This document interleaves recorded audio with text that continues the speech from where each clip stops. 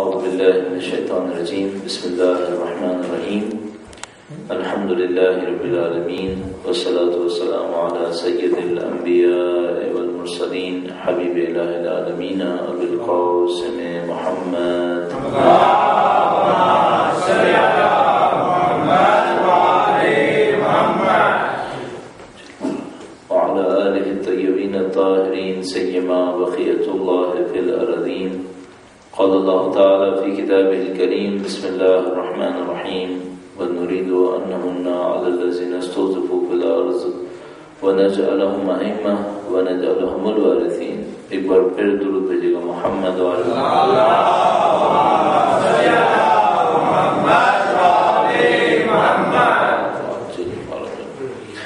پروردگار عالم کا انتہائی شکر ہے، اس نے ہمیں ماہ مبارک رمضان کے اندر دین کو سمجھنے کی توفیق نصیب کی ہے. خدا تعالیٰ کی نعمتوں میں سے ان کا شمار ممکن نہیں ہے. شاید عظیم الشان ترین نعمت سوچنے سمجھنے کی طاقت ہے. خدا تعالیٰ نے انسان کو سوچنے سمجھنے کی قابل بنایا ہے. شاید پوری کائنات کی مخلوقات میں انسان کا جو طور امتیاز ہے اسی کو سمجھ لینا کہ ہمارا اصل امتیاز کیا ہے ہمارے اہداف کو معین کر دیتا ہے. اور اگر ہم اپنے فرق کو نہ سمجھ سکیں تو ہم اپنے اہداف غلط اہداف بیان کریں گے. مثلا اگر انسان یہ سوچے کہ میرا اصل امتیاز جسمانی طاقت میں ہے تو یقیناً اس سے بہتر جسمانی طاقت رکھنے والے جانور موجود ہیں.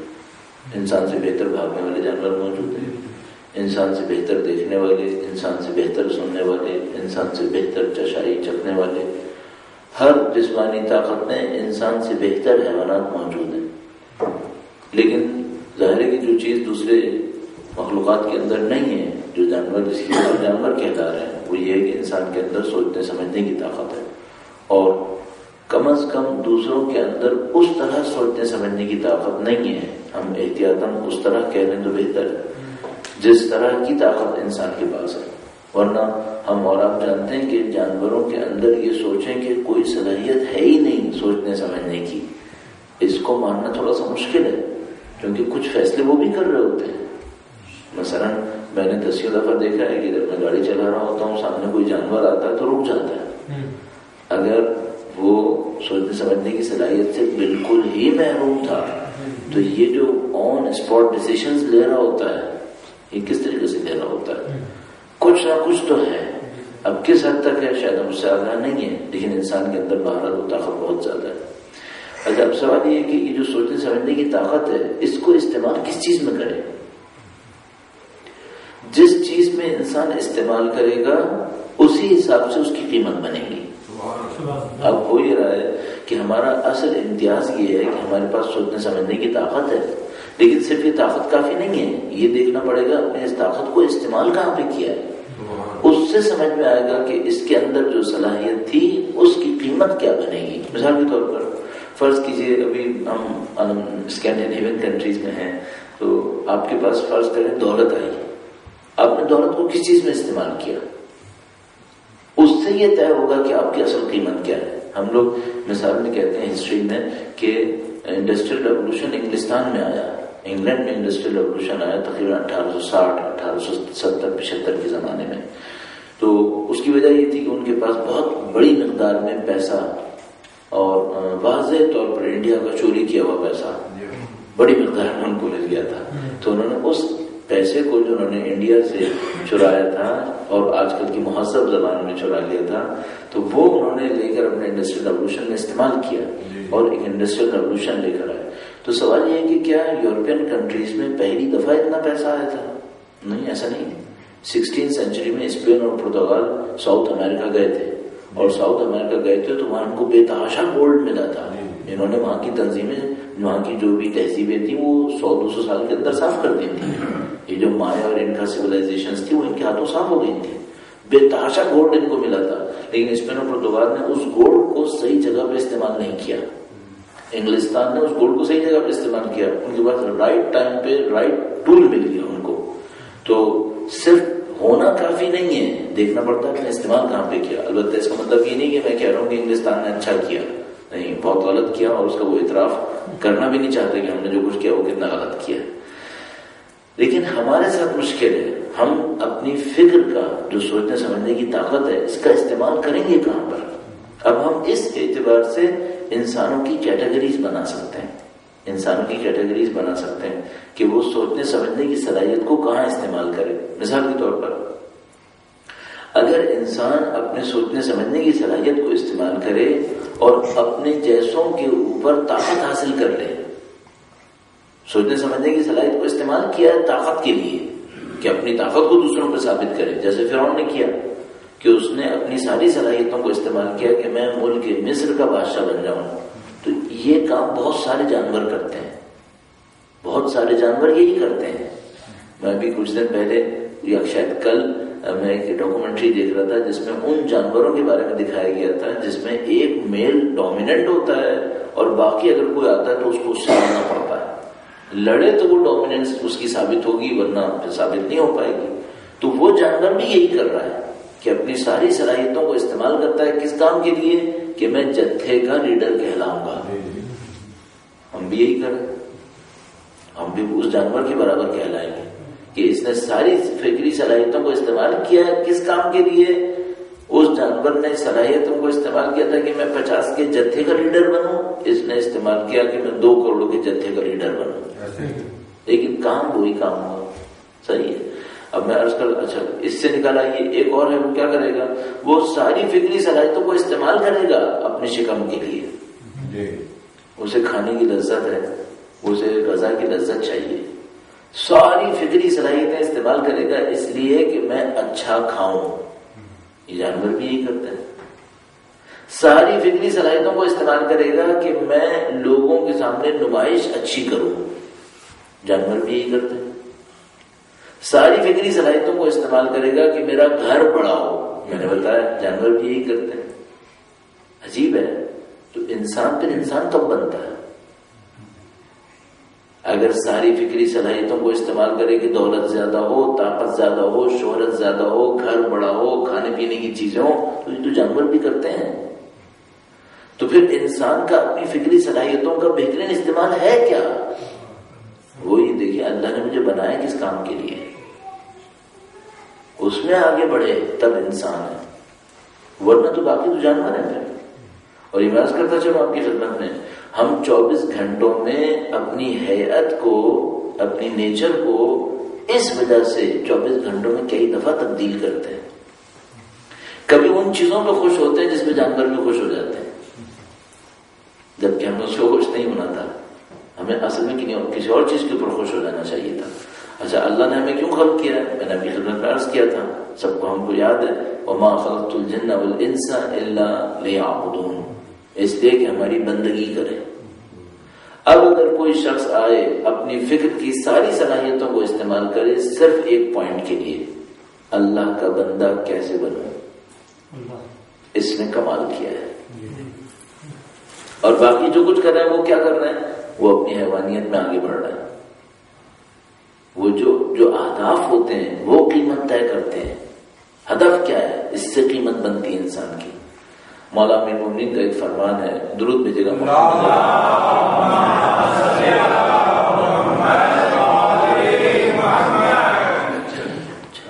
اس فرمان کے اعراب تبدیل کرنے کی وجہ سے عربی کے جو ہم زبر لگاتے ہیں اس کو تبدیل کرنے کی وجہ سے اس کے 2 مفہوم نکلتے ہیں. کہتے ہیں قیمت و کل امرئن، ہر شخص کی قیمت وہ ہے. اس کے بعد ایک عربی کا فعل استعمال ہوا ہے، اس کو 2 طرح سے پروناؤنس کیا ہے، ما یحسنہ اور ما یحسنہ. ایک کا مطلب یہ ہوگا ہر شخص کی قیمت وہ ہے جو اسے پسند ہے. اس کو زندگی میں جو کچھ پسند ہے یہی اس کی قیمت ہے. مثلا اس کو کیا پسند ہے؟ اس کو چودراہٹ پسند ہے، تو اس کی زندگی کی قیمت کیا ہے؟ چودراہٹ. اس کو پسند ہے دولت، اس کی قیمت کیا ہے؟ دولت. مثلا کوئی مجھ سے کہے کہ بھائی اس بندے کی قیمت لگاؤ، تو مجھے یہ دیکھنا پڑے گا اس کو زندگی میں جو سب سے زیادہ اچھی چیز لگی ہے وہ کیا ہے، اس کی قیمت وہی ہے بس. اب یہ کسی کی دولت، کسی کی طاقت، کسی کی شہرت، یہ سب دیکھنا پڑے گا. اور کسی کی قیمت خدا ہے کیونکہ اس کو صرف خدا پسند ہے. کسی کی قیمت خدا ہے، وہ بہت بلند ہو گیا. بس ایک تلفظ یہ ہے. دوسرا یہ ہے ہر شخص کی قیمت وہ ہوتی ہے جو اس میں سب سے اچھی چیز ہو، وہاں جو آپشن ہو جو اس کو خوبصورت بنا دیتی ہے. اچھا اب میں کس چیز کو سمجھتا ہوں کہ یہ میری سب سے خوبصورت چیز ہے، وہی میری قیمت ہے. بس ممکن ہے کسی عورت کی سب سے بڑی قیمت اس کا میک اپ ہو، کیونکہ وہ سمجھتی ہے اس کے بغیر اس میں کوئی خوبصورتی نہیں. اور روایات نے لکھا کہ عورت کی خوبصورتی حیا ہے، عفت ہے، اس کی قیمت یہ ہے. بڑا خوبصورت، بہت خوبصورت ہے قول ہے، بی بی کا قول ہے. فرمایا حیا عورت کا زیور ہے، حیا عورت کا زیور ہے. بھی برسبیل تذکرہ کرتا چلوں، یعنی ہر عورت چاہتی ہے خوبصورت نظر آئے. جس چیز سے وہ اپنے آپ کو خوبصورت بناتی ہے اس کو کہتے ہیں زیور. جس چیز سے وہ اپنے آپ کو خوبصورت بناتی ہے اس کو کہتے ہیں اس کا زیور ہے. ٹھیک ہے. بی بی نے فرمایا کہ تمہارا زیور سونا نہیں ہے. عورتوں سے کہا تمہارا زیور سونا نہیں ہے، تمہارا زیور حیا ہے. اور ایک ہمارے دو قوم میں شاعر ہوتے تھے، ہم مقاصدہ وہاں پہ ہوتا تھا تو اس میں انہیں شعر پڑھا تھا. فرمایا کہ غریبوں کو پہننے کے لیے زیور نہیں ملتے، اگر زہرا نہ فرماتی حیا عورت کا زیور ہے.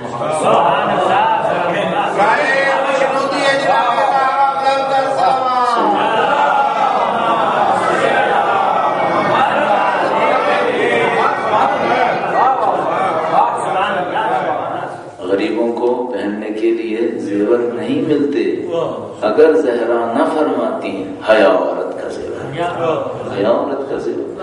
اور حیا سے جو خوبصورتی ملے گی وہ کسی چیز سے نہیں ملے گی، کسی چیز سے نہیں ملے گی. اچھا یہ وہ میرے ساتھ معمولاً ہوتا ہے، میں کلام کہیں سے لے کے شروع کرتا ہوں پہنچتا کہیں اور. یہ جو اسلامی احکام ہے ہمارے پاس، ان میں سے بعض احکام ہیں جو خوبصورتی بڑھانے کے لیے ہیں. پتہ نہیں آپ کے ذہن میں ہے یا نہیں ہے. ہمارے پاس بعض اسلامی احکام جو خوبصورتی بڑھانے کے لیے ہیں. تو اس میں مشہور ہے ایک واقعہ. ایک عارف تھے تہران میں، وہ بہت بڑے عارف تھے. آیت اللہ شاہ آبادی میں ذہن میں آتا ہے، جو آیت اللہ خمینی کے علم عرفان میں استاد تھے. علم عرفان میں آیت اللہ خمینی کے دو استاد تھے، مرزا جواد ملکی تبریزی، وہ مدفون ہیں قم کے اندر، قم میں ان کی خبر ہے. اگر آپ نے دیکھو حرم مطہر کے صحن کے برابر ایک قبرستان ہے، چھوٹا سا قبرستان جو دکانوں کے درمیان میں ہے، اس کا دروازہ بڑی مشکل سے ملتا ہے. اس کے اندر ان کی خبر ہے. مرزا جواد ملکی تبریزی عارف تھے، واقعاً عارف تھے. آیت اللہ خمینی کے علم عرفان کے استاد یہ تھے. لیکن آیت اللہ خمینی کے علم عرفان کے دوسرے استاد تھے، ان کو وہ کہتے تھے شیخنا، یہ ہمارے استاد ہیں. ان کو وہ لکھتے تھے عارف کامل. آیت اللہ خمینی نے کسی کو عارف کامل نہیں لکھا سوائے ان کے لیے، ان کو لکھتے تھے عارف کامل. ان کا نام تھا آیت اللہ شاہ آبادی. آیت اللہ شاہ آبادی، آیت اللہ شاہ آبادی کا مقبرہ شہر رے میں ہے، شاہ عبدالعظیم کے روضہ مقدس کے نزدیک ہے. کبھی آپ کا گزر وہاں فاتحہ پڑھا. آیت اللہ شاہ آبادی عجیب انسان تھے، بہت عجیب تھے. عارف کامل جیسے کہ آیت اللہ خمینی کہتے تھے. ایک محلہ تھا، بدنام تھا غلط کاموں کے لیے، بدنام ترین محلہ تہران کا شاہ کے زمانے میں. اس میں جا کے ایک مسجد تھی، وہاں نماز پڑھاتے تھے، وہاں نماز پڑھاتے تھے. بازار کہتے تھے وہ کہ ایک بازار تھا، اس کے اندر یہ ساری بدنامی کے کام بھی تھے، اور وہیں پر ایک بازار تھا جہاں پہ اچھے لوگ بھی بیٹھتے تھے، وہ وہاں پہ جا کے نماز پڑھاتے تھے. تو ان کی تاثیر بہت زیادہ تھی، ان کے اثرات بہت زیادہ تھے. کبھی بھی موقع ملے آیت اللہ شاہ آبادی کے بارے میں ضرور پڑھیے گا. آیت اللہ خمینی کے دونوں استاد عجیب تھے، بہت عجیب تھے. تو ایک دفعہ معذرت کے ساتھ شاید کسی کو برا لگے یہ واقعہ، لیکن اس میں درس ہے ہم سب کے لیے. ایک دفعہ ایک طوائف آیت اللہ شاہ آبادی کے پاس آئی اور اس نے کہا کہ تم اتنا دین لوگوں کو دیتے ہو کہ تم دین سے یہ ہوتا ہے، دین سے وہ ہوتا ہے، یہ بتاؤ تمہارے دین سے مجھے کیا ملے گا؟ تمہارے دین میں کوئی چیز ہے جو مجھے خوبصورت بنائے؟ کہنے لگا ہاں ہے. آیت اللہ شاہ آبادی نے کہا ہاں ہے. کہنے کی کیا ہے؟ یعنی کہ نماز شب پڑھو، خوبصورت ہو جاؤ. عجیب ہے. آپ یقین فرمائیں گے ان کے اس کہنے پر کئی طوائفوں نے نماز شب شروع کر دی تھی کہ ہماری خوبصورتی میں اضافہ ہوگا، کیونکہ شاہ آبادی جو کہتا ہے سچ کہتا ہے، جھوٹ بولتا نہیں. تو بڑی عجیب داستان. ایک بہت عجیب واقعہ اسی ٹائپ کا میں بہت دفعہ سنا چکا ہوں. میں دوست بات کبھی سنتے ہیں تو بیچارے کہتے ہیں ایک ایک واقعہ 3 دفعہ سنا دیا, ہم لوگوں کو بھی رٹ گیا. مشہد کا واقعہ ہے. آپ مشہد میں جائیں گے, مشہد تشریف لے جائیں تو روضہ مقدس کے ساتھ ہی مسجد ہے, مسجد گوہر شاد. نماز شب کی وجہ سے مجھے یاد آ گیا, مسجد گوہر شاد. اس کا نام کبھی غور کیا آپ نے؟ گوہر شاد یہ خاتون کا نام تھا, ایک خاتون تھی گوہر شاد نام کر کے. جو زمانہ ہے وہ صفوی زمانہ ہے, جہاں تک میرے ذہن میں آتا ہے. صفوی زمانے میں گوہر شاد تھی, اور شاید صفوی سے بھی پہلے, صفوی سے پہلے ہونا چاہیے, صفوی سے بھی پہلے ہونا چاہیے. ایک خاتون تھی, انتہائی متقی پرہیزگار تھی, انتہائی پرہیزگار خاتون تھی. روزے کے برابر میں مسجد بنانے کا ارادہ کیا. اتنی احتیاط کرتی تھیں کہ حکم دیا ہوا تھا کوئی کسی جانور کو کوڑا نہیں مارے گا. سامان دور سے لانا ہوتا تھا تو انہوں نے کہا تو میں مسجد بناؤں گی, مسجد کے اندر ایک کوئی حرام کام نہیں ہونے دوں گی. اور کہتی تھی کسی جانور کو کوڑا نہیں مارا جائے گا. جتنے یہاں پہ مزدور کام کرنے والے ہیں سب کا ریکارڈ میرے پاس آئے گا. اگر کوئی بیمار ہوا اس سے کوئی کام نہیں لیا جائے گا. اور اگر مزدوروں میں کوئی بیمار ہوتا تھا تو خود عیادت کے لیے جاتی تھی کہ کہیں اس کے اوپر کوئی ظلم تو نہیں ہوا میری مسجد بنتے ہوئے. تو ایک مزدور بیمار ہو گیا, اس کی عیادت کے لیے گئی, خود گوہر شاد گئی عیادت کے لیے. شاہی خاندان کی تھی, خاتون تھی, تو وہ گئی تو اس مزدور کے بارے میں حکیم سے پوچھا کہ اس کا علاج کیوں نہیں کرتے؟ اس نے کہا میں نے بہت علاج کیا ہے, یہ صحیح نہیں ہو رہا. کہ نہیں کوئی مسئلہ ہے اس کے ساتھ؟ کہ نہیں ہمیں نہیں پتا. خود گئے اس کے پاس, اس سے پوچھا تمہاری مشکل کیا ہے؟ کہنے لگا کہ میں جانتا ہوں میں مارا جاؤں گا اور مجھے کوئی پرواہ نہیں ہے, لیکن میرے ساتھ مشکل ہے کہ میں آپ کے عشق میں مبتلا ہو گیا. اور ایک مزدور شاہی خاندان کی عورت کے ساتھ اس طرح سے بات کرے. لوگوں نے کہا اس نے گوہر شاد نے اس کی گردن اڑا دی فوراً. گوہر شاد نے تحمل کیا, بہت تحمل کیا. انہوں نے کہا کوئی بات نہیں, میں تم سے شادی کروں گی. صحیح شادی کروں گی, ایک شرط ہے. شرط لگائی, پتہ نہیں 100 دن یا کتنے دن, میرے ذہن سے نکل گئی. میں نے جو پڑھا تھا کافی وقت پہلے پڑھا تھا, میرے دماغ سے نکل گیا ابھی. اتنے دن شرط لگائی کہ حرم مطہر میں جا کر نماز شب پڑھو تب شادی کرو. اس نے کہا تو کوئی مسئلہ ہی نہیں, آپ کی خاطر میری تو جان جا رہی ہے, میں تو جا کے چند دن آپ نے کہا میں پڑھ لوں گا. اس نے جا کر فوراً اگلے دن سے ہی نماز شب پڑھنا شروع کر دی. اب لوگ پریشان کہ کیا مثلا گوہر شاد سے شادی کر لیں گی؟ اور کسی نے پوچھا بھی تو انہوں نے کہاں کر لوں گی. وہ کیا چند دن نماز شب پڑھی پھر غائب ہو گیا. گوہر شاد انتظار کرتی رہی, پہلے دن پورے ہو گئے, پھر اس کو پوچھوایا. اس جگہ تو مائیں نہیں شادی کرنے کے لیے. کہنے لگا کہ اتنے دن نماز شب پڑھ کے اب مجھے کوئی اور معشوق مل گیا, اب آپ کی ضرورت نہیں ہے, اب کوئی اور معشوق. نعرہ تکبیر, نعرہ رسالت, نعرہ حیدری, اے خوشنودی امیر المومنین بلند تر صلوات.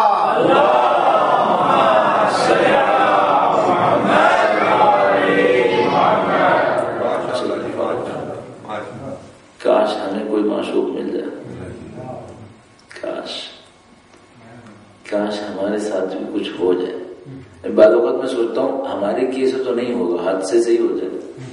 واقعا حادثے سے ہی خدا ملے کسی. بعض لوگوں کو حادثے سے خدا ملتا ہے, واقعے سے خدا ملتا ہے. جو مجھے احساس ہو رہا ہے ہمارے دلوں میں خدا سے عشق نہیں ہے. اعتقاد ہے کہ خدا ہے, مانتے ہیں خدا کو ہے, لیکن وہ جو عشق ہونا چاہیے, بےتابی ہونا چاہیے اللہ کے لیے, وہ نہیں ہے. ہم نہیں ڈھونڈ پاتے. تو میں سوچتا ہوں کاش حادثے میں ہو جائے, کوئی اتفاق صحیح ہو جائے, کچھ ہو جائے. اور یہ خوش قسمتی ہو انسان کی کہ اس کو ایک دفعہ یہ پتا چلے کہ خدا کے عشق میں ہے کیا. واقعا نا حادثے میں ہو, کبھی خواب میں ہو جانا چاہیے. کبھی ایسا خواب میں ہی ہو جائے کہ مثال کے طور پر ایک دفعہ یہ سوچ لے اللہ کی بندگی میں لطف کیا ہے, مزہ کیا ہے. یہ لوگ جو 2-2 گھنٹے نماز شب پڑھتے ہیں, یہ دکھاوے کی پڑھ رہے ہیں کیا؟ ان کو کچھ مل رہا ہے تو پڑھ رہے ہیں. یہ جو اپنی زندگیاں گزار رہے ہیں, بعض اوقات بیابانوں کے اندر چلے جاتے ہیں اللہ کے نام کی خاطر, پتہ نہیں کیا کچھ کر رہے ہوتے ہیں. یہ جو حب اہل بیت کے اندر شدت کے ساتھ مبتلا ہیں, آیا انہیں کچھ نہیں ملتا. یہ صرف سختی جھیلتے ہیں کیا؟ نہیں, ہم سمجھ رہے ہیں کہ سختی جھیلتے ہیں، یہ لطف لے رہے ہیں کوئی چیز، یعنی کسی چیز کا مزہ آ رہا ہے، ورنہ کب تک یہ کام کرتے ہیں؟ دکھاوے کے لیے تصنع مصنوعی تو کوئی کام نہیں کیا جا سکتا. میں دکھاوے کا مطلب یہ نہیں کہہ رہا لوگوں کو دکھاوے کے لیے، نہیں، سختی جھیل جھیل کر کب تک کرے گا انسان؟ ابھی ہم نے اور آپ نے جو روزہ رکھا ہوتا ہے ہم سختی جھیل رہے ہوتے ہیں. ہم سے کوئی کہے پورے سال سختی جھیلو روزہ رکھو، مصیبت میں پڑ جائیں گے. ہم لوگ تو نماز بھی پڑھ رہے ہوتے ہیں تو سختی ڈال کے پڑھتے ہیں، سختی سے نماز پڑھتے ہیں، سختی سے تلاوت کرتے ہیں، سختی سے روزہ رکھتے ہیں، سختی سے سارے کام کرتے ہیں. ان کاموں میں لطف آتا ہے؟ اتنا مزہ نہیں آتا. تو یہ جو 2 گھنٹے نماز شب پڑھتے ہیں یہ بھی ہماری طرح سختی کر کے پڑھتے ہیں؟ نہیں، سختی کر کے نہیں پڑھتے. ان کو کوئی ایسا مزہ آتا ہے جس کی کوئی حد نہیں ہے. اس مزے کی خاطر ان مزوں سے بے نیاز ہو جاتے ہیں جو چھوڑ کر ہم نماز پڑھتے ہیں، جو چھوڑ کر ہم دنیا کے اور دوسرے دنیا کام کرتے ہیں اپنی عبادتوں کے لیے. انہیں کوئی لطف آتا ہے. مجھے تقریباً یقین ہے کہ یہ لوگ جو ماہ مبارک رمضان کے علاوہ 2 مہینے روزے رکھتے ہیں، بعض اوقات 7 سال بھر روزے رکھتے رہتے ہیں، اگر ان کو کھانے کی لذت سے بڑھ کر لذت نہ مل رہی ہوتی تو ہمیشہ کے لیے یہ کام نہ کرتے. پھر اس کا مطلب ہے کھانے کی لذت سے بڑھ کر کوئی لذت ان کو مل رہی ہے اور ہم اس لذت سے محروم ہیں. ہم اس لذت سے محروم ہیں. ہمیں حقیقت میں عرض کروں آپ کی خدمت میں، ہمیں شاید اپنی عبادتوں میں لذت نہیں ملی ابھی تک، ورنہ ہم عبادتوں کے دیوانہ وار پیچھے ہوتے ہیں. معذرت کے ساتھ عرض کر رہا ہوں، کیوں کیسے یہ جوان جنسیات کی خاطر ادھر سے ادھر بھاگے بھاگے مارے پھرتے رہتے ہیں؟ ان کو کوئی مزہ آتا ہے نا جس کی خاطر ادھر ادھر مارے پھرتے رہتے ہیں. ہمیں عبادتوں میں مزہ آیا آج تک؟ یہ ہماری مشکل ہے. ہم اللہ سے دعا کریں کہ ہمیں عبادتوں کی لذت دے دے. ماہ مبارک رمضان کی ہر دن کی دعا ہے، ہر دن کی دعا ہے. میرے خیال میں 3رے دن کی دعا میں یہ دعا آئی بھی تھی. وہ دعا کچھ اس طرح سے تھی، ازقنی حلاوت ذکرک، اے خدایا اپنے ذکر کی، میں وہ بہت سادہ کروں، مٹھائی مجھے چکھا. حلاوت اردو میں بھی استعمال ہوتا ہے، ذکر کی حلاوت مجھے چکھا دے. کچھ لوگ کھا رہے ہیں اور ہم ابھی اللہ سے دعا کر رہے ہیں خدا ہمیں چکھا دے. وہ تو بھر کے لے رہے ہیں. اس خاطر نماز شب بہت مؤثر ہے. آیت اللہ، میں پھر آئے کلمہ پڑھتے رو جاتا ہوں بار بار. آیت اللہ قاضی طباطبائی نامی گرامی عرفا میں سے تھے. سلسلہ عرفا میں آیت اللہ قاضی طباطبائی بہت اہم ہے. آیت اللہ محمد حسین طباطبائی جنہوں نے تفسیر المیزان لکھی، جن کے پوتے قرآن کریم کے حافظ مشہور ہوئے، آیت اللہ محمد حسین طباطبائی کے استاد تھے آیت اللہ قاضی طباطبائی. آیت اللہ قاضی طباطبائی شاید امام خمینی نے، آیت اللہ خمینی نے براہ راست نہیں دیکھا آیت اللہ قاضی طباطبائی کو، جو میرا ذہن کہتا ہے شاید ان سے براہ راست نہیں ملے. لیکن آیت اللہ قاضی طباطبائی کو ایک جگہ پہ لکھا تھا، وہ توحید کے پہاڑ تھے. کوہ توحید بود. آیت اللہ قاضی طباطبائی کے لیے لکھا تھا توحید کے پہاڑ تھے. آیت اللہ قاضی طباطبائی نجف اشرف میں ہوتے تھے. محمد حسین طباطبائی تفسیر المیزان کے مؤلف نئے نجف پہنچے تھے، جوان تھے، اور ان کے رشتہ دار بھی لگتے تھے. آیت اللہ قاضی طباطبائی کے شاگرد رشتہ دار بھی لگتے تھے. تو محمد حسین طباطبائی کہتے ہیں کہ میں فجر سے پہلے اپنے مدرسے کی گویا دروازے کے اوپر کہیں کھڑا تھا، آیت اللہ قاضی طباطبائی سامنے سے گزرے تو انہوں نے دیکھا کہ مثلا ہمارا رشتہ دار بچہ ہے، نیا آیا ہے اور مثلا عبادت کے لیے کھڑا ہے، بہت خوش ہوئے. تو نزدیک آیا، مثلا ان کو پیار کیا، جو کچھ بھی کیا. اس کے بعد ایک نصیحت کی جو آیت اللہ محمد حسین طباطبائی نے اپنی کتاب میں لکھی. انہوں نے مجھ سے کہا، بیٹا دنیا چاہتے ہو نماز شب پڑھو، آخرت چاہتے ہو نماز شب پڑھو، جو کچھ چاہتے ہو نماز شب پڑھو. اس میں سب کچھ ہے، اس میں دنیا بھی ہے، اس میں آخرت بھی. جو تمہیں چاہیے نماز شب پڑھو. ہم لوگ محروم رہ گئے، اور مشکل ہمارے ساتھ یہ ہے کہ محرومیت کو وہ سمجھتا ہے جس نے کبھی چکھا. جب تک اسکینڈینیوین کنٹریز میں آم آیا ہی نہیں تھا، لوگوں کو کیا پتا آم کسے کہتے ہیں. وہ زیادہ سے زیادہ آم سے سمجھیں گے یعنی سیب ہوتا ہوگا. جو آم کھائے تو اس کو پتا چلے کہ بھائی آم کسے کہتے ہیں. محروم تو وہ ہے جس نے پہلے چکھا ہو، اور جس نے چکھا ہی نہ ہو اس کو پتہ ہی نہیں چلے گا کہ میں محروم ہوں. بدقسمتی سے ہم اس کیٹیگری میں آ رہے ہیں. ہمیں بہت محنت کرنی پڑے گی. درود بھیجے گا محمد و آل محمد.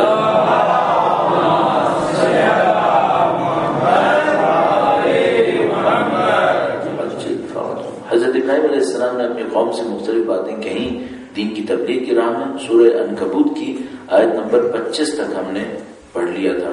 آیت نمبر 26 سے شروع کرتے ہیں. جب حضرت ابراہیم نے بہت ساری باتیں کہیں تو حضرت لوط ایمان لائے. حضرت لوط حضرت ابراہیم پر ایمان لے آئے. فآمنا، بسم اللہ الرحمن الرحیم، فآمنا لہو لوط، پس ایمان لائے حضرت ابراہیم پر حضرت لوط. وقال انی مہاجر الی ربی انہ هو العزیز الحکیم. اور کہا، اب یہاں پہ جو کہا ہے اس کے بارے میں دو قول ہیں کہ کہا حضرت ابراہیم نے یا کہا حضرت لوط نے. کیا کہا؟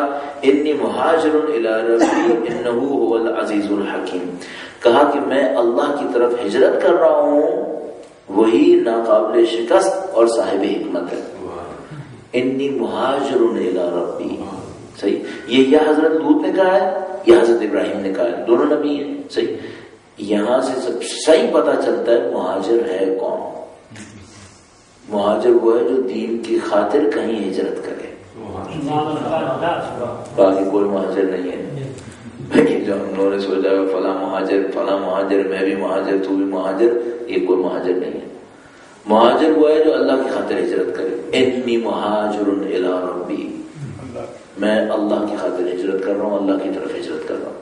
یہی حضرت لوط نے کہا ہے کیونکہ وہ اپنے قوم قبیلے کو چھوڑ کر حضرت ابراہیم کے ساتھ آ گئے تھے. یا حضرت ابراہیم نے کہا ہے. کیوں؟ حضرت ابراہیم بابل میں تھے اور بابل سے ہجرت کر کے فلسطین گئے تھے. برسبیل تذکرہ یہ بھی عرض کرتا چلو. بچپن سے میں انبیاء کے واقعات سنتا تھا، بچپن سے پڑھتا سنتا، جو کوئی بھی اسکول کے سلیبس میں بھی آ جاتے تھے تو ان کو پڑھتے تھے سنتے تھے. کافی عرصے کے بعد میرے ذہن میں ایک بات آئی کہ ہم انبیاء کے واقعات کو آبجیکٹیولی نہیں پڑھ رہے ہیں. وہ کیسے؟ وہ اس طریقے سے کہ ہم نے جتنے واقعات سنے انبیاء کے، اگر ہم سے کوئی دو سوال کرے ہم پھنس جائیں گے. وہ کیا؟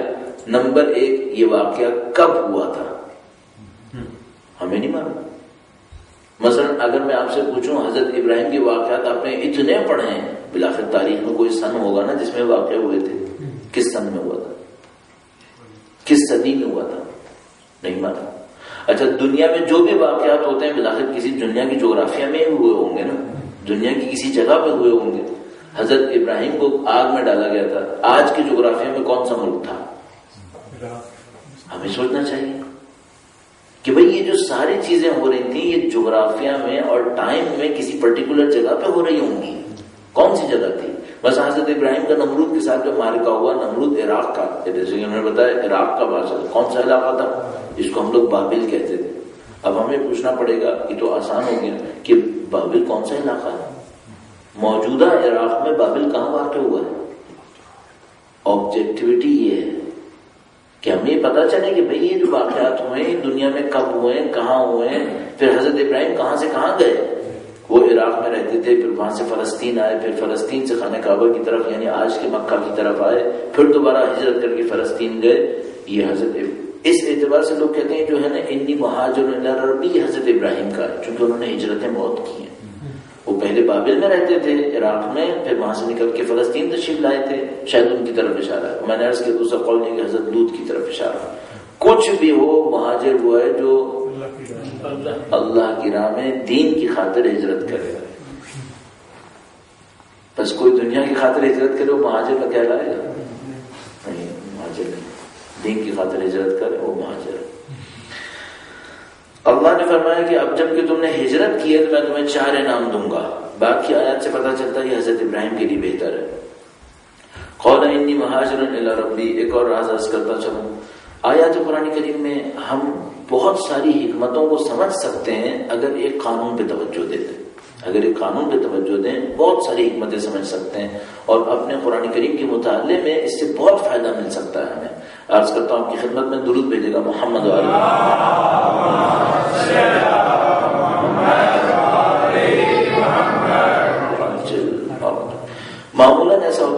کریم میں یا پہلے کی آیت یا بعد کی آیت کچھ نہ کچھ حکمت اور فلسفہ دے رہی ہوتی ہے.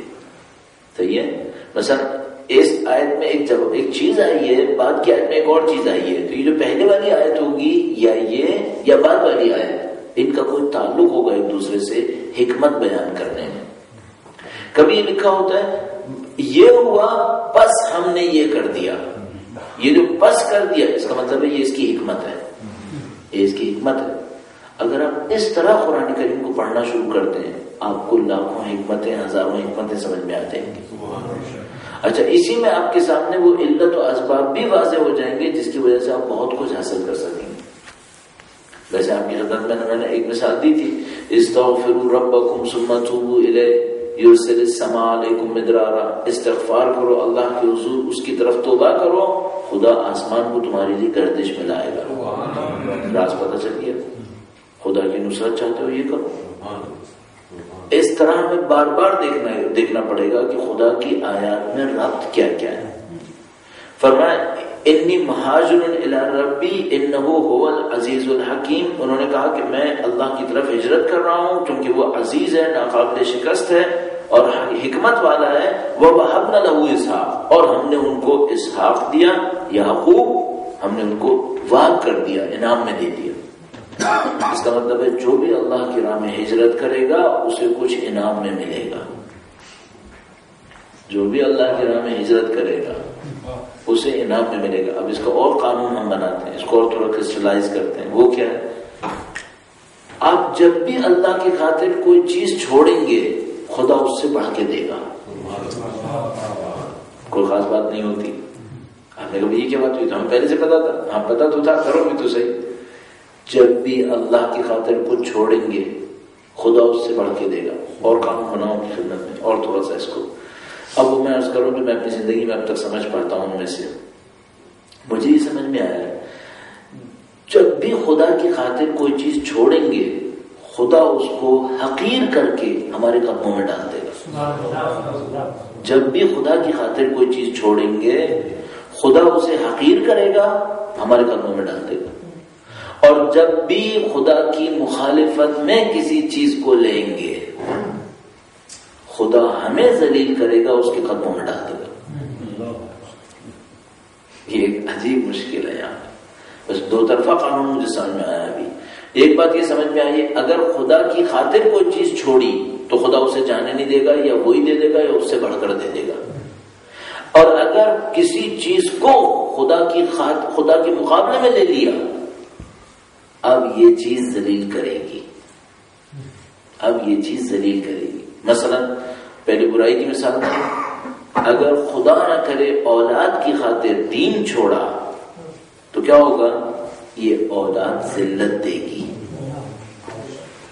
یہ اولاد ذلت دے گی. مثلا کوئی کہے بھائی خدا اولاد کی خاطر دین کیسے چھوڑ سکتا ہے, کوئی ہاں چھوڑ سکتا ہے. مثلا بیٹا سو رہا ہے میرا, میں سوچ رہا ہوں یہ اتنا تھکا ہوا سو جائے, نماز تو اس کے اوپر واجب ہے, اسے نہیں اٹھاتا.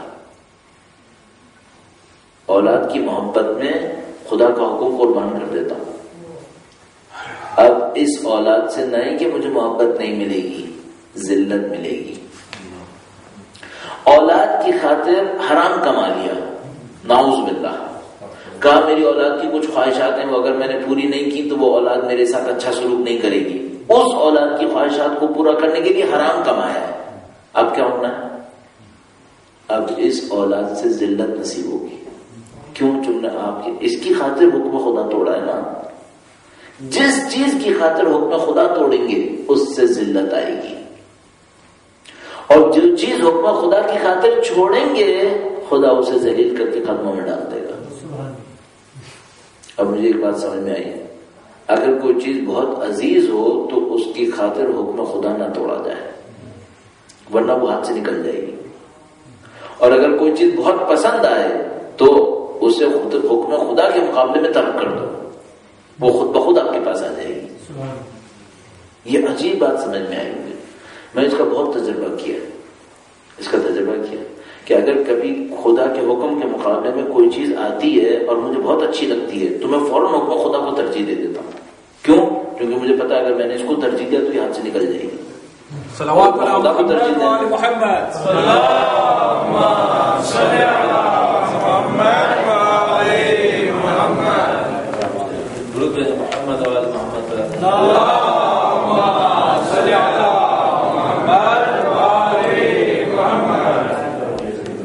صلوات علی محمد و آل محمد. اللهم صل علی محمد و آل محمد.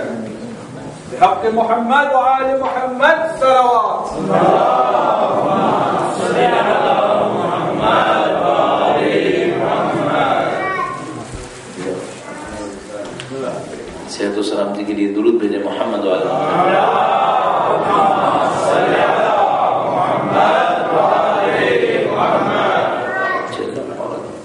مختصر کروں اور خوش نصیبی کہ آپ سب تشریف فرمائیں. ایک بار پھر ان کی سائر علماء اعظام مراجع کرام کی صحت و سلامتی کے لیے درود بھیجے محمد و آل محمد.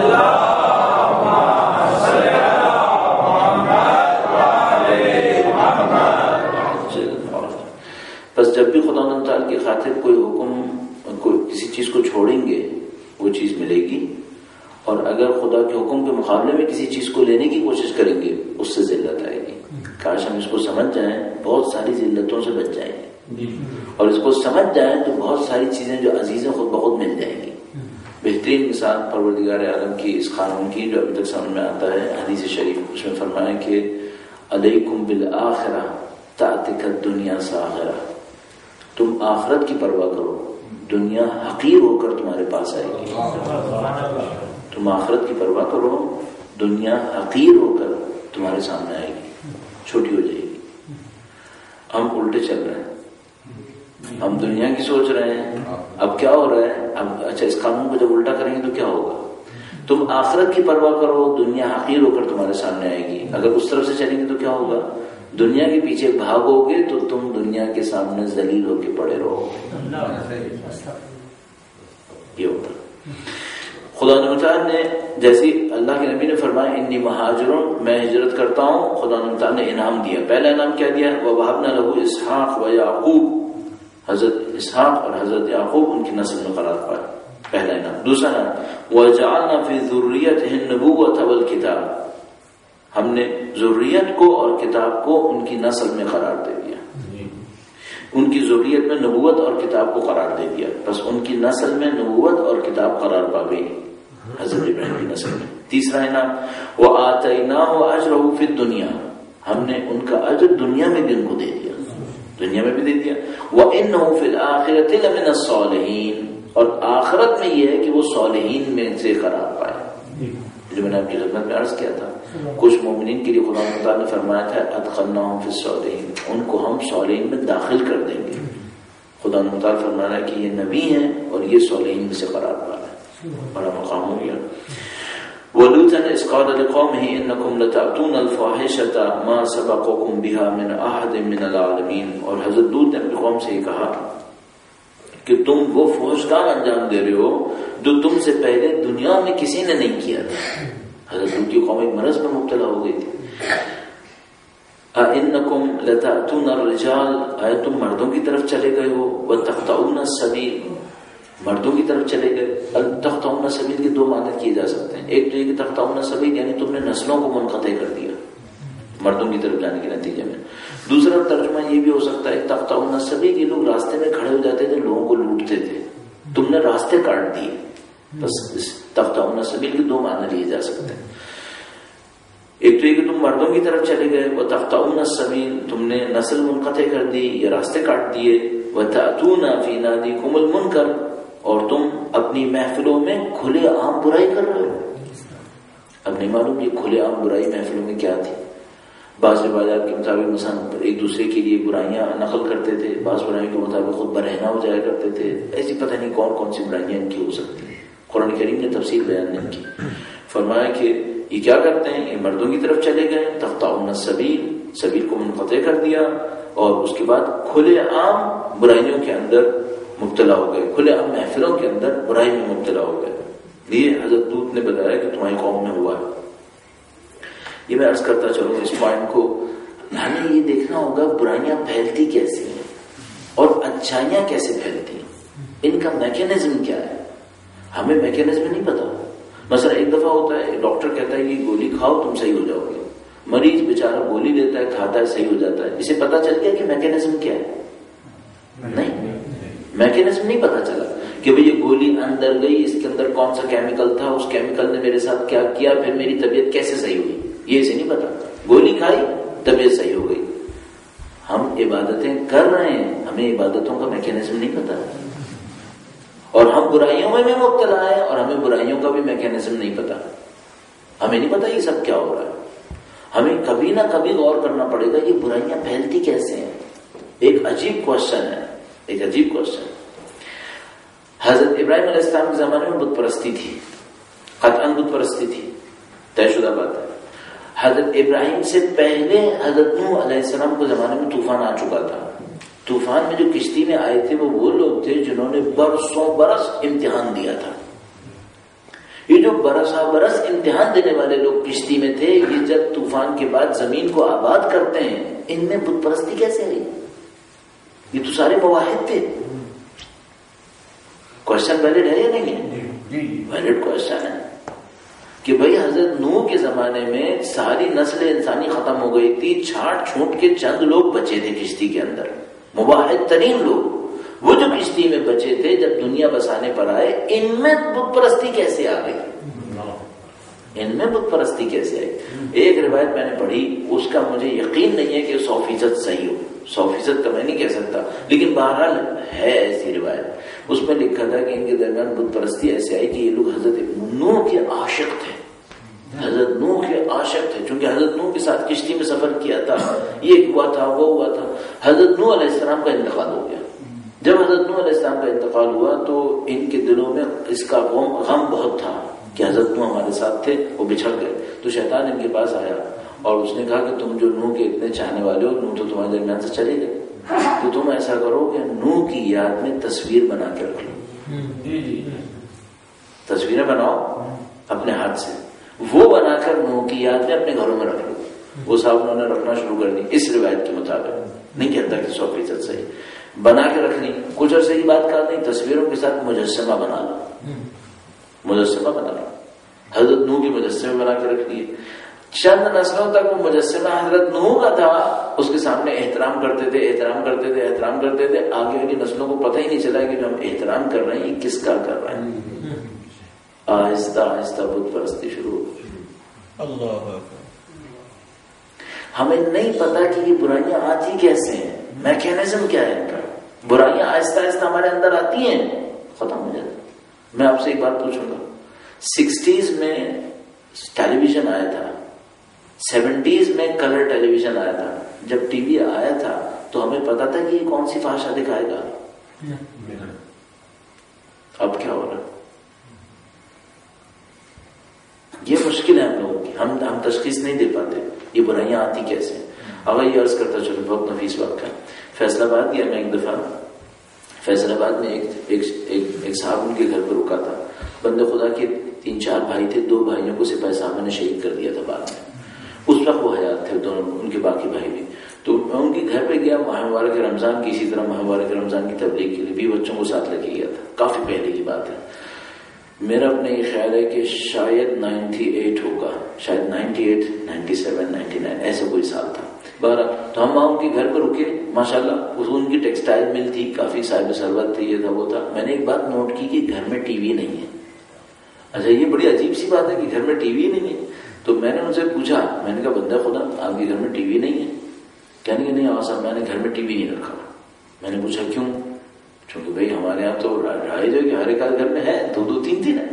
تو اس نے کہا کہ میں نے 60s میں جب عبد اللہ خمینی نجف میں تھے، میں نے ان کو ایک خط لکھا تھا.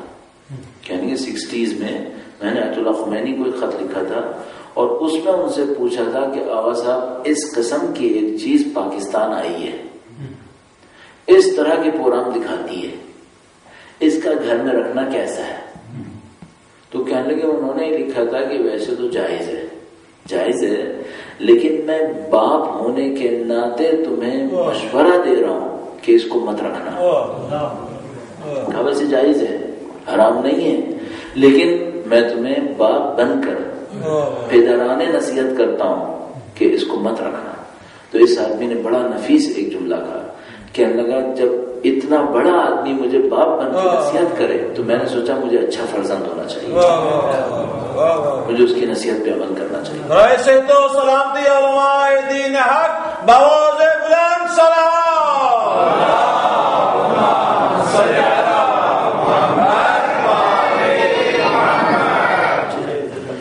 میں نے اس کا پاس رکھا ہے اور آج تک بھی ان کے گھر میں ٹی وی نہیں ہے، ابھی تک 50 سال سے کوئی آدمی کسی کی بات سنبھال کے رکھے، بڑی بات ہے. صحیح بات. تو یہ اس طرح کی چیز، تو ہم برائیاں آہستہ آہستہ آتی ہیں، ہمیں سمجھ میں نہیں آتا، برائیاں آہستہ آہستہ آتی ہیں. اس پر بھی روایت موجود ہے کہ قوم لوط میں یہ برائی آئی کیسے تھی. پہلے دشمنی میں آئی تھی، روایت میں لکھا ہے پہلے دشمنی میں آئی تھی. وہ کیسے؟ یہ لوگ بخیل لوگ تھے، ان کے ہاں لوگ آتے تھے، راستے میں سفر کرتے ہوئے ٹھہر جاتے تھے، تو انہوں نے لوگوں کو اپنے گھروں سے بھگانے کے لیے چند کے ساتھ یہ کارروائی کی کہ کوئی ہمارے یہاں آئے گا ہی نہیں، اس خوف سے کہ یہاں تو اتنی وحشی قوم بسی ہوئی ہے. اس برائی کو اس خاطر کیا، بعد میں خود مبتلا ہو گئے، پوری قوم مبتلا ہو گئی، ختم ہو گیا معاملہ. آپ اور میں خود جانتے ہیں مسلمانوں میں سے کتنے لوگ مبتلا ہیں اس میں. فما كان جواب قومه الا ان قالوا ائتنا بعذاب الله ان كنت من الصادقين. حضرت لوط نے جب نصیحت کی کہ بھئی تم لوگ یہ کیا کر رہے ہو مصیبت، تو ان کے پاس جواب تو کوئی تھا نہیں سوائے یہ کہ یہ کہا کہ جو اللہ کا عذاب تم کہہ رہے ہو اگر سچے ہو تو لے آؤ. قال رب انصرني على القوم المفسدين. حضرت لوط نے کہا کہ اے اللہ اس قوم مفسد کے مقابلے میں میری نصرت فرما. یہ بہت امپورٹنٹ ہے. فاسد کون ہے، مفسد کون ہے، صالح کون ہے، نیک کون ہے. فساد خدا کسے کہتا ہے؟ فساد ہے کیا چیز؟ یہ جو ہم لوگ یہ ساری اصطلاحات پڑھتے ہیں، معنی نہیں پتا ہمیں، ہم قرآن کریم میں پڑھ پڑھ کے یوں گزر جاتے ہیں. مفسد کون ہے؟ جو زمین پہ فساد برپا کرتا ہے. فساد کسے کہتے ہیں؟ کسے کہتے ہیں فساد؟ کیوں کہہ رہا ہوں؟ اس لیے کہہ رہا ہوں ہمیں دیکھنا پڑے گا خدا نہ کرے ہم کسی فساد میں مبتلا نہ ہو جائیں. ہم کسی فساد میں، یہاں پہ صاف لکھا ہے کہ تم فحشا کو ایک معنی میں فساد کہیں گے. فحشا فساد کا حصہ ہے. اور اب ذرا سوچے گا اس ٹیلی ویژن کے ذریعے کتنے لوگ فحشا میں مبتلا ہوئے. اچھا ممکن ہے کوئی میری بات قبول نہ کرے گی، نہیں وہ کہ ہم فحشا نہیں دیکھتے. ہاں بات تو صحیح ہے. جس اسٹینڈرڈ کو آج دنیا میں فحشا کہتے ہیں ہم اس کو نہیں دیکھتے، لیکن اللہ کے نبی کے زمانے میں فحشا کیا تھا؟ ہم لوگ حتیٰ جو خبریں دیکھتے ہیں، میں کبھی کبھی سوچتا ہوں ہماری کوئی نیوز کاسٹر جو خبریں پڑھ رہی ہوتی ہے جس کو ہم بہت آسانی سے دیکھتے ہیں کہ یہ تو حلال ترین چیز ہے، اگر یہی ٹی وی مدینہ میں رکھا ہو اور سامنے سے نبی گزرے ہیں قبول کریں گے؟ ہم لوگوں نے کیوں قبول کیا؟ آہستہ آہستہ ہونے کی وجہ سے. اب جو فحشا تھی وہ ہمیں پاکیزگی لگتی ہے. یہ وہ وَلَمَّا جَاءَتْ رُسُلُنَا إِبْرَاهِيمَ بِالْبُشْرَىٰ قَالُوا إِنَّ مُهْلِكُ أَهْلَ هَٰذِهِ الْقَرْيَةِ إِنَّ أَهْلَهَا كَانُوا ظَالِمِينَ. اور اس کے بعد اللہ تعالیٰ نے فرشتوں کا واقعہ بیان کیا جو حضرت ابراہیم کے پاس آئے تھے اور انہوں نے بتایا کہ ہم قوم لوط کے اوپر عذاب کرنے جا رہے ہیں. یہ واقعہ طولانی ہے، یہاں پر ہم اپنی اس درس کو اختتام پذیر کرتے ہیں. اور ہر جگہ سے میں اپنی طرف سے کہوں گا کہ نصیحت کرنے کے لیے تشریف لائیں. آپ بھی اگر یہی چاہتے ہو تو آپ بھی ایک دفعہ درود بھیجیں محمد